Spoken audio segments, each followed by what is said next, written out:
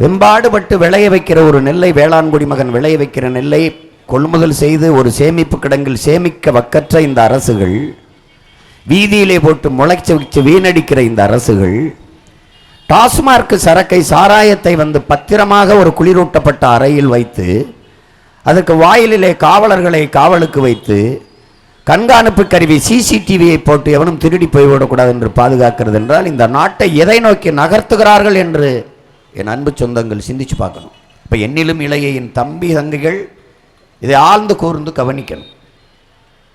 நாம் எதை நோக்கி பயணிக்கிறோம்? மின்சாரம் இல்லாத இந்த நாட்டில் எந்த இயக்கமும் இல்லை.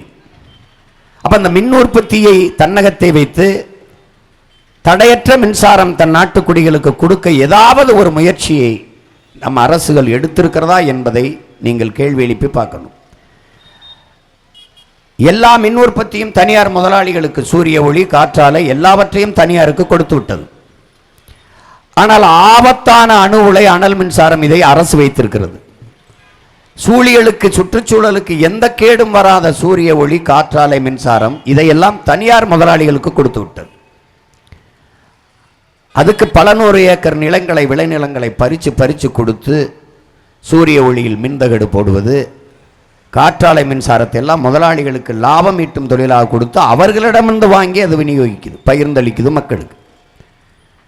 இந்த முறையால் 1.5 லட்சம் கோடி நம்ம நாட்டுக்கு கடன். வாங்குவதில் முதலீடு செய்கிற நம்ம அரசு ஏன் உற்பத்தியில் முதலீடு செய்யவில்லை என்ற கேள்வியை யார் எழுப்புவது என்று என் அன்பு சொந்தங்கள், என் அருமை தம்பி தங்கைகள் எண்ணி பார்க்கணும்.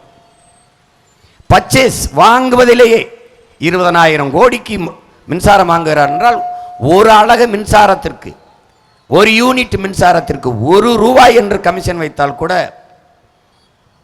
அவர்களுக்கு பல நூறு கோடிக்கு மேல் லாபம் வருவதால் வாங்குவதிலேயே முதலீடு செய்கிறார்கள், உற்பத்தியில் செய்வதில்லை என்பதை என் தம்பி தங்கைகள் சிந்திச்சு பார்க்கணும். அதனால மின் உற்பத்தியில் கூட ஒரு தன்னிறைவை அடைய முடியவில்லை, ஒரு நிலையான தீர்விற்கு இதை எட்ட முடியவில்லை. வாங்கி கொடுத்துக்கிட்டே இருந்தால் எத்தனை ஆண்டுகளுக்கு கொடுப்பீர்கள்?